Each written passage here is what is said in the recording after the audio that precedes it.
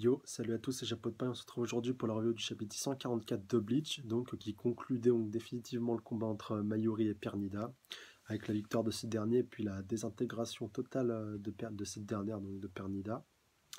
Et donc on va découvrir dans ce chapitre la suite des événements et sur quel combat et quels Stand Writers en particulier nos héros vont se diriger pour faire avancer l'intrigue. Donc le scan il commence sur la fin du combat entre Pernida et Mayuri. Donc Mayuri avait porté un coup fatal à Pernida dans le scan précédent. On n'était pas trop sûr à 100% que ça allait définitivement l'anéantir. Bon, en tout cas pour l'instant, je parle au conditionnel parce que rien ne nous dit que Pernida ne reviendra pas sous cette forme-là ou sous une autre plus tard dans le manga, qui sait. On n'est jamais à l'abri d'une surprise, même si c'est vrai que ce serait assez étonnant compte tenu du combat assez titanesque qu'on a eu entre Mayuri et Pernida. Et donc ça se termine là-dessus avec un Mayuri très affaibli. Enfin, à la fin, il ne tient même plus debout. Il est obligé d'avoir l'aide des autres vice-capitaines des autres divisions qui viennent lui filer un coup de main pour arriver à s'en sortir. D'ailleurs, il leur indique qu'il y a le capitaine Itsugaya qui est enfermé dans une sorte de petit congélateur où il les a cryogénisés en tout cas pour les désombifier, vu qu'ils avaient été sous l'emprise des Sternreiters qui avaient cette capacité précédemment dans le manga, donc au cours des différents combats, donc il a réussi à les tirer de là.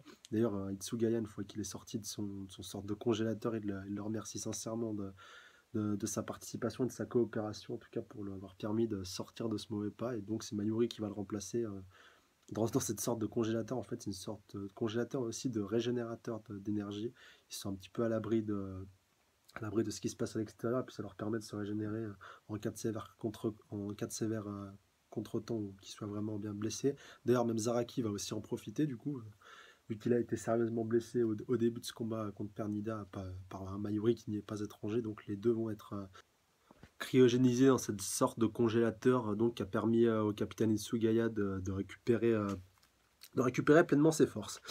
Et justement, juste avant qu'on fasse une sorte de petite transition pour passer à la suite du scan, on voit donc notre ami Mayuri, qui donc une fois qu'il est à l'intérieur de cette sorte de capsule, on le voit un petit peu rêver, on voit Nemu un peu nager autour de lui, il est un peu en train de comater, et lui, on voit un peu, on entend un peu son subconscient, enfin on lit ici en l'occurrence ce qu'il pense, et il dit qu'il est content parce qu'il a enfin réussi à surpasser, on va dire, son mentor, son modèle, son obsession, Urahara, qu'il a réussi à aller plus loin que lui de tout ce qu'il a fait.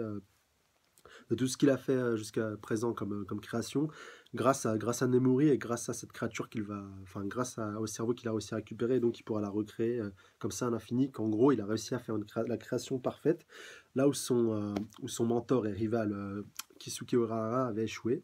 Et la transition est toute faite donc pour la suite du scan, vu qu'on va atterrir sur précisément Kisuke Urahara, avec le capitaine Shunsui et le capitaine Hirako a précisé que aussi Renji et Rukia donc sont aussi présents avec eux, et donc tout ce petit groupe donc qui se dirige vers le palais du roi des âmes et donc vers Iwatch, et en route ils vont rencontrer un autre Sternritters, donc un des quatre plus puissants avec Pernida, donc le deuxième qu'on avait vu qui avait eu l'occasion d'apparaître au scan 600 ici, s'appelle Lille Barreau, voilà, pardon. Excusez-moi, j'avais un petit peu oublié son nom, c'est Lille Barreau, c'est celui qui a un peu la pommade et puis qui a une sorte, qui a un X en fait dessiné sur son œil. Bon, il a la lettre X comme Stern Ritters, donc c'est pas anodin. Et puis donc l'idée Barreau qui est donc le sniper des Kinshi et qui nous a été montré en tant que personnage assez impressionnant, du moins ce qu'on a pu voir contre les capitaines de la division 0. Donc un adversaire très intéressant à voir à l'œuvre. Et donc, on voit qu'il est il est un petit peu en hauteur et qu'il voit donc les différents capitaines, enfin les différents membres de la troupe de Kisuke qui approchent de lui, donc qui ressentent un peu sa présence aussi. Et là, le capitaine Shunsui va se comporter un peu comme un pitre, un peu comme un peu comme un zouave ici en l'occurrence, vu il va délibérément en fait se laisser faire le zouave et se montrer à découvert. Pour que son adversaire en fait n'hésite pas à l'attaquer et puis essaie de le percer. Donc on voit l'idée Barreau qui est en train de commencer à le canarder et tout, on voit le capitaine qui est en train de se faire trouer, et bim, une seconde après, grâce à son pouvoir, il a réussi à permuter puis à se rapprocher suffisamment près du Stern Ritters pour passer derrière lui en fait. Et puis il l'attaque directement par surprise, donc ce qui nous montre encore une fois qu'il n'a pas du tout usurpé sa place de capitaine de la première division, en tout cas depuis la mort de Fujimoto. Non, pardon, de Yamamoto, Fujimoto, j'ai confondu. Donc ouais, depuis la mort de Genryusa Yamamoto. Et en tout cas, bah, ça fait plaisir à voir. En tout cas, toujours dans les scans de Bleach, toujours de la surprise, toujours des nouveautés. Et puis en tout cas, un scan assez court en l'occurrence.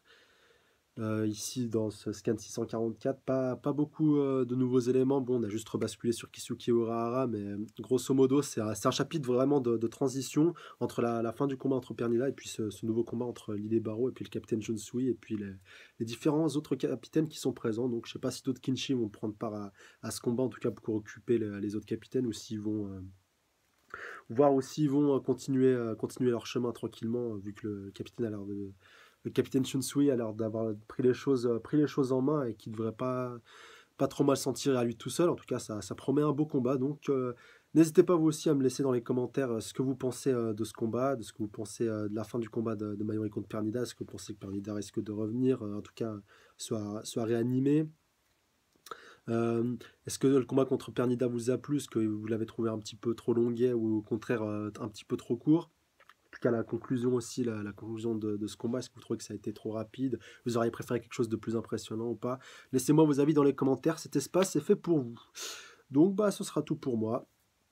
Donc, n'hésitez pas à mettre un pouce bleu si cette review vous a plu, à partager la vidéo avec un maximum de personnes, et puis à vous abonner si ce n'est pas déjà fait, vu que là, avec les scans qui sont tombés, ça ne devrait pas tarder à tomber. Donc, pour être les premiers informés, n'hésitez pas à vous abonner. Voilà, ce sera tout pour moi. Sayonara!